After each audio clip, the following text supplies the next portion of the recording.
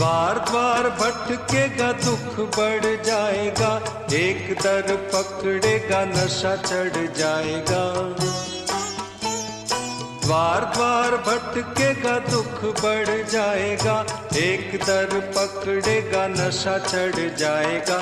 कितनी ही बार यही बात समझाई है, साईं के सिवाय हर चीज पराई है।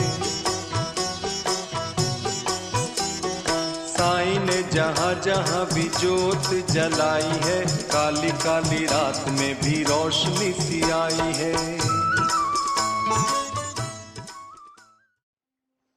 ओम साई राम। सभी साईं भक्तों को हृदयपूर्वक वंदन।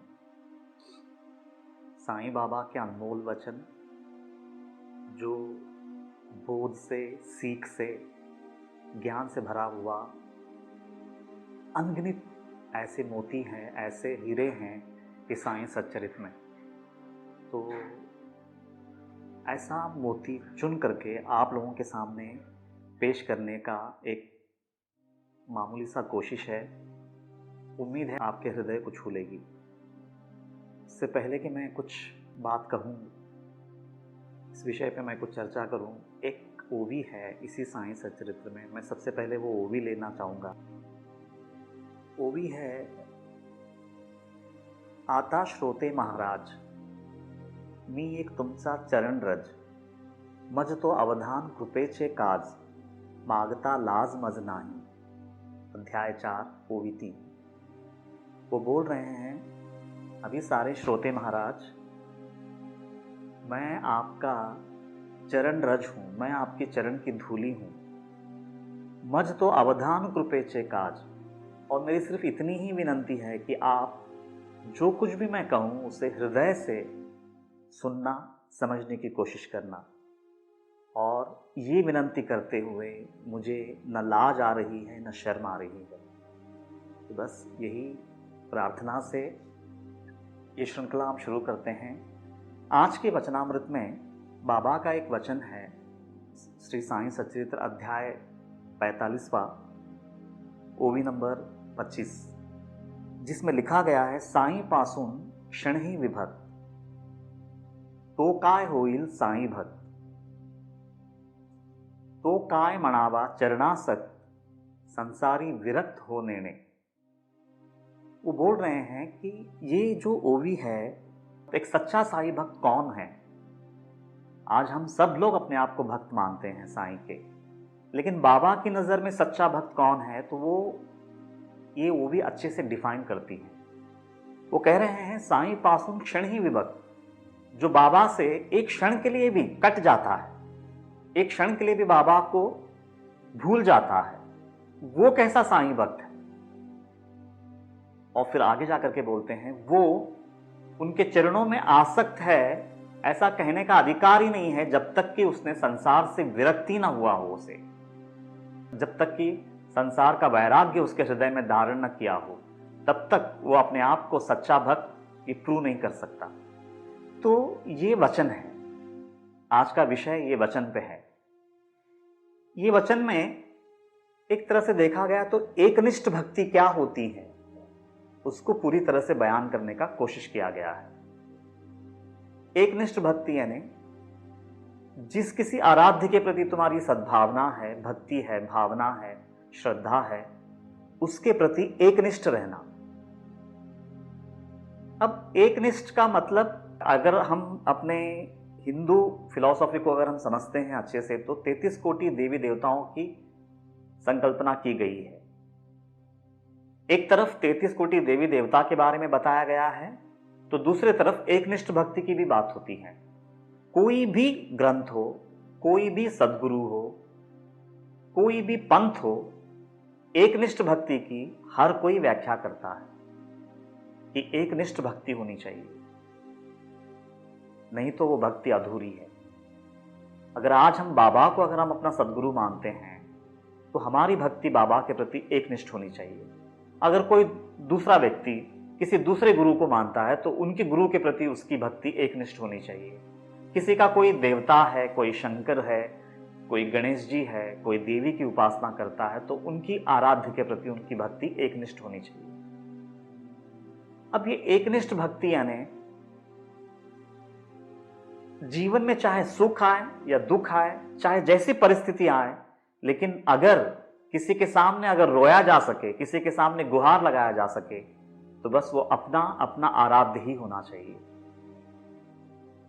अपने आराध्य के प्रति ही वो श्रद्धा, वो विश्वास, वो समर्पण, वो पुख्ता होना चाहिए। उसको एकनिष्ठ भक्ति कहते हैं। अगर आज मैं बाबा की भक्ति कर रहा हूं और अगर अन्य देवी देवताओं के पास भी जाकर के मैं उनके सामने भी प्रार्थनाएं करता हूं, उनके सामने भी अपनी कुछ मांगे रखता हूं और वेट करता हूं कि वहां से कुछ अनुभव मिले, वहां से कुछ मेरी कामना की पूर्ति हो, तो उसको एकनिष्ठ भक्ति नहीं कहेंगे। वो एकनिष्ठ भक्ति नहीं हो सकती है। चाहे स्वर्ग मिले या चाहे नर्क मिले, लेकिन जो भी मिले मेरे बाबा से मिले। ये अगर भावना है, ये अगर श्रद्धा है, तो वो है एकनिष्ठ भक्ति।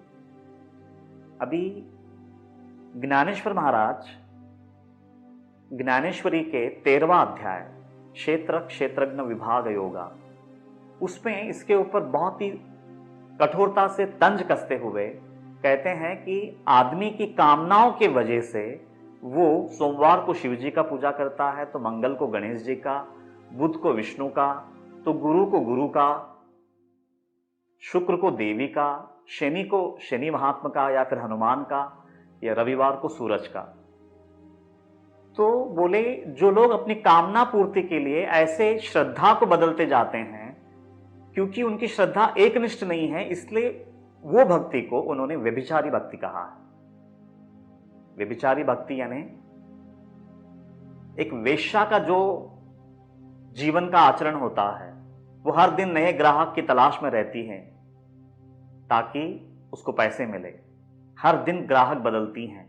वैसे ही हमारी भक्ति बदलती है और उसके पीछे कारण है हमारी कामनाएं। अगर किसी कारण से मेरे गुरु जिसके प्रति मेरी अटूट श्रद्धा है, अगर वो मेरी कामना की पूर्ति ना करे या फिर उसमें वक्त लग जाए, तो फिर मैं अपना श्रद्धा स्थान बदलने लगता हूं, मेरा श्रद्धा डावाडोल होने लगता है, मेरी एकनिष्ठ भक्ति हिल जाती है। वैसे ही कबीर जी एक दोहे में कहते हैं, राम पियारा छाड़ी करी करे आन का जाप। राम पियारा छाड़ी करी करे आन का जाप, बेशा केरा पूत जूं कहे कौन सु बाप।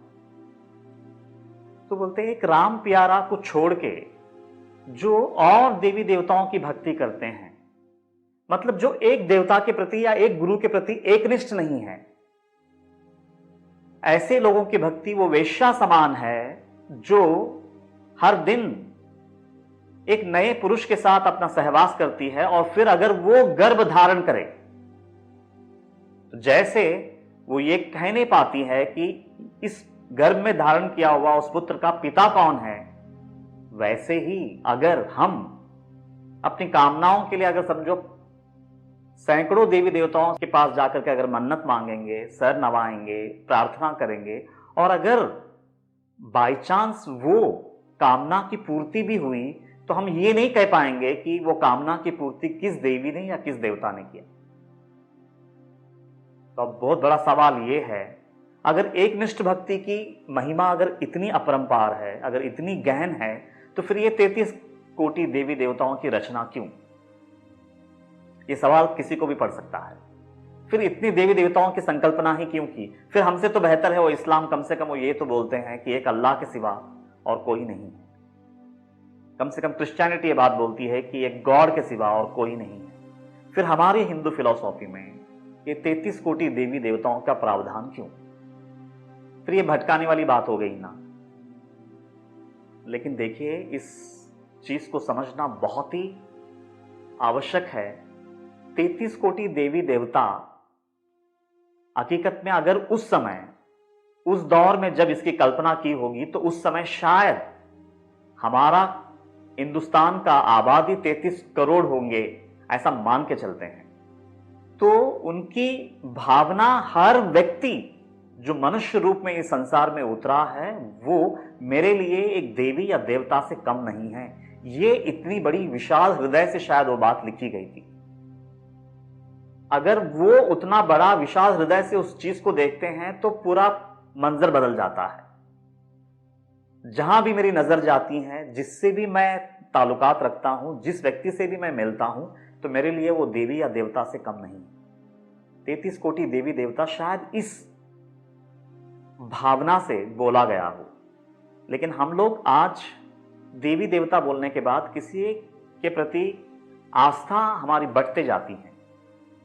मतलब इसका सिर्फ इतना ही है कि एक गुरु के प्रति, एक आराध्य के प्रति एकनिष्ठ रहे हम, और सारी देवी देवताओं के प्रति सम्मानजनक व्यवहार हो, उनके प्रति उतनी ही श्रद्धा हो, उतनी ही आस्था हो, उनके प्रति कोई कटु भाव ना हो। बल्कि अगर किसी दूसरे देवी देवता तक अगर हमको जाना भी पड़े, कभी उनका मंदिर में जाना पड़े, कभी उनके दरबार में कदम रखना पड़े, तो उतनी ही श्रद्धा से हम सर झुकाएंगे जैसे उनके भक्त उनके सामने सर झुकाते हैं। लेकिन अगर हृदय से अगर प्रार्थना उठेगी तो एक ही उठनी चाहिए कि हे देवी, हे देवता, मैं आपके चरणों में वंदन करता हूं, और सिर्फ एक गुजारिश है, एक प्रार्थना है, आज मैं जितनी श्रद्धा से, जितनी अनन्यता से मेरे गुरु की मैं भक्ति कर रहा हूं, वो करोड़ गुना और बढ़े, बस ये वरदान देना। अगर इस तरह से अगर हम दूसरे देवी देवताओं की पूजा कर सकते हैं, अगर इस तरह से उनकी आराधना कर सकते हैं, तो फिर ये है एकनिष्ठ भक्ति।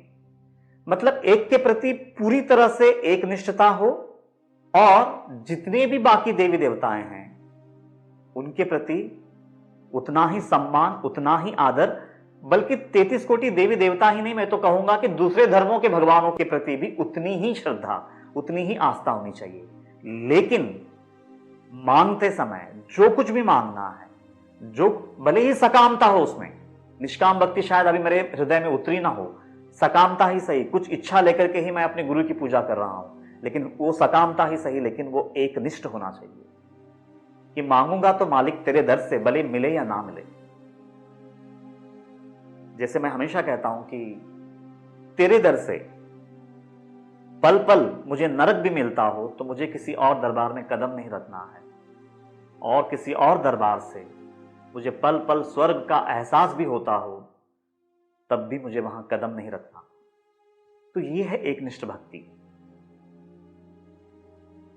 तो एकनिष्ठ भक्ति कभी कभी क्या होता है कि इसका एक नेगेटिव एस्पेक्ट भी है, और वो बड़ा खतरनाक है। नेगेटिव एस्पेक्ट ये है, कभी कभी एक निष्ठ भक्ति के नाम पे हम इतने कट्टर हो जाते हैं, जैसे अभी हम मुस्लिम कट्टरपंथी को देखते हैं कि ला इलाहा इल्लल्लाह, इस पूरे कायनात में एक अल्लाह के सिवा और किसी की इबादत नहीं होनी चाहिए, ऐसा कहा गया है।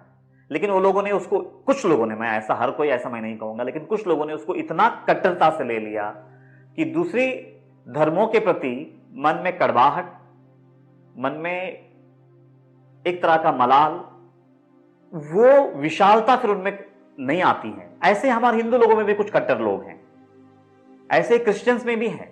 लेकिन बाबा का अवतार जो हुआ था वो बहुत विशालता देने के लिए आए थे। वो इसका मतलब ये नहीं है कि हम अपना धर्म को छोड़कर के दूसरे धर्म में स्थानांतरण करें या धर्मांतरण करें। बाबा ने धर्मांतरण की बात कभी नहीं कही।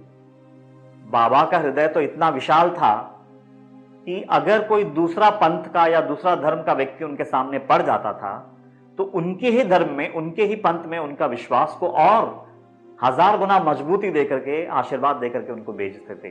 तो आज हमारे सामने भी अगर किसी दूसरे गुरु का शिष्य आ जाए, किसी दूसरे देवी देवता का उपासक आ जाए, तो उसकी श्रद्धा हिले, ऐसी कोई बात मेरे जबान से नहीं निकलनी चाहिए।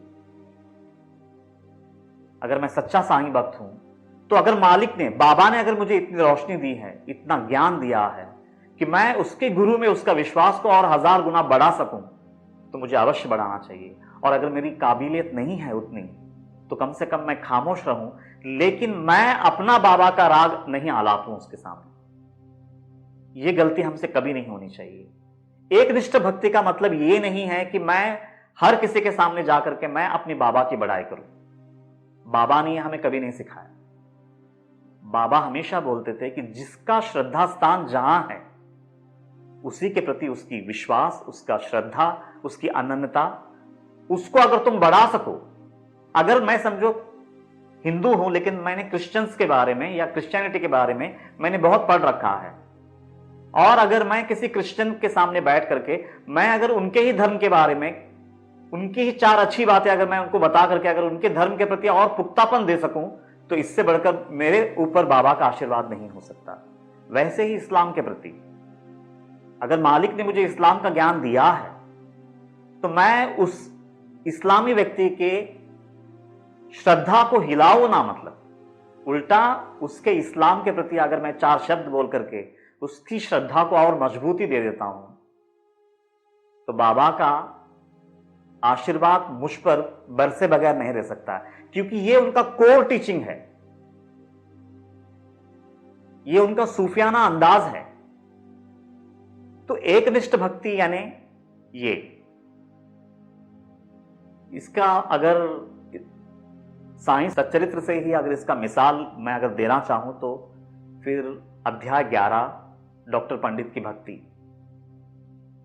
डॉक्टर पंडित जब पहली बार शिरडी आते हैं, तो बाबा को एक मुस्लिम फकीर समझ के आते हैं। वो कोई हिंदू भगवान है या फिर हिंदू सदगुरु है, ये भावना से नहीं आते हैं, एक मुस्लिम फकीर मान करके आते हैं, और वो एक ब्राह्मण गुरु के चेले हैं।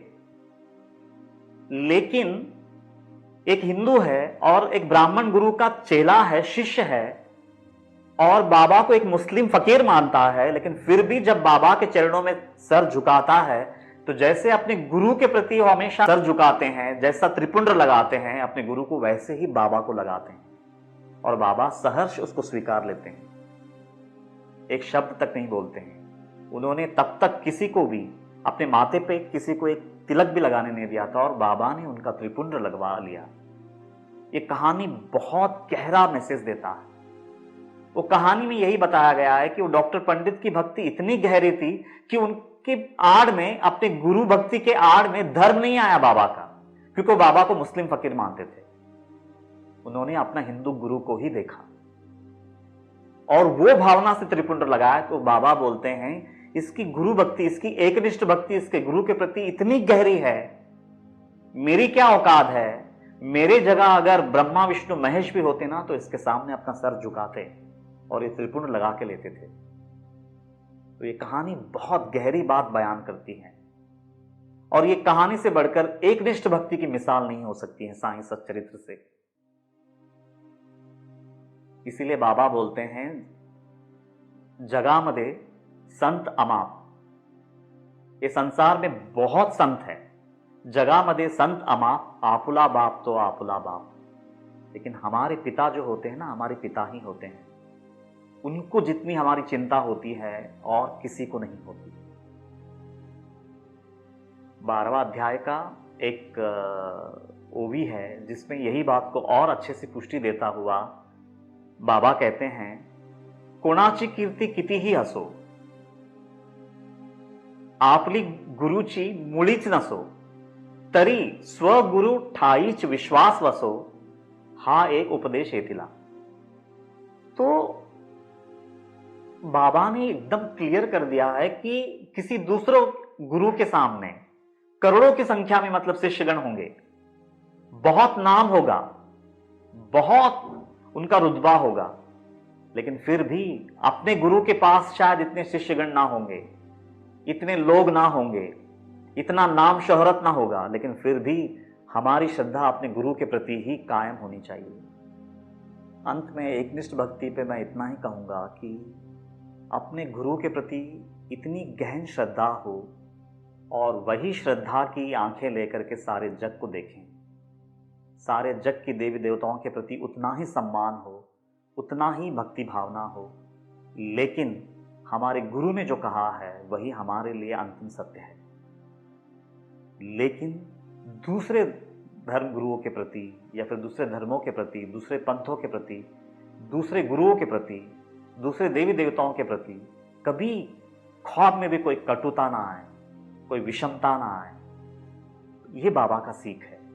उल्टा बाबा बोलते हैं कि अगर उसके गुरु के बारे में, अगर समझो कोई अक्कलकोट महाराज का शिष्य मेरे सामने आता है और अगर अक्कलकोट महाराज के बारे में अगर मेरे हृदय में उनके प्रति भी भक्ति है और उसकी गहराई है, तो उल्टा मैं 4 शब्द ऐसा बता दूं उसको कि उसकी भक्ति अक्कलकोट महाराज में और 1000 गुना बढ़े। इस तरह से एकनिष्ठ भक्ति की व्याख्या की है बाबा ने। तो एकनिष्ठ भक्ति यानी कट्टरता से किसी एक देवी देवताओं को पकड़ करके दूसरों के साथ विषमता रखना, दूसरे देवी देवताओं के प्रति गलत भावना रखना, दूसरे धर्मों के प्रति गलत भावना रखना, बाबा ने हमें कभी नहीं सिखाया। जग का रिश्ता कच्चा धागा, साईं का रिश्ता पक्की डोर। जग का रिश्ता कच्चा धागा, साईं का रिश्ता पक्की डोर। जग की ओर तू क्या देखत है, देखता जा साईं की ओर। जग का रिश्ता कच्चा धागा।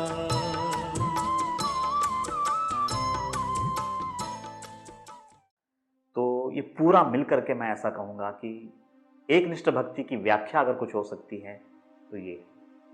ओम साई राम।